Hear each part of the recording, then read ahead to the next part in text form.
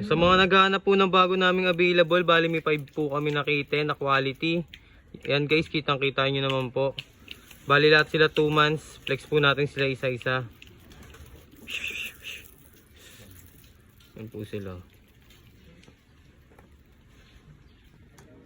Unahin po natin tong female natin. Bali lahat po pala sila female. Wala po tayong available na male. Triple coat quality. Tingnan nyo naman po yung balahibo. Mukha lang po siyang ragdoll pero di po siya ragdoll ah. Anis sa tapat lang po tayo dito.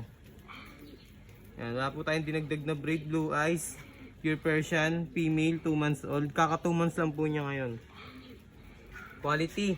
Kitten pa lang quality na. Lalo pa kaya paglaki niyan. Sa price naman po na ito, PM na lang po kayo sa akin tsaka sa other details niya. Sorry po bali may dalawang mail po pala dito. Bali 3 lang po yung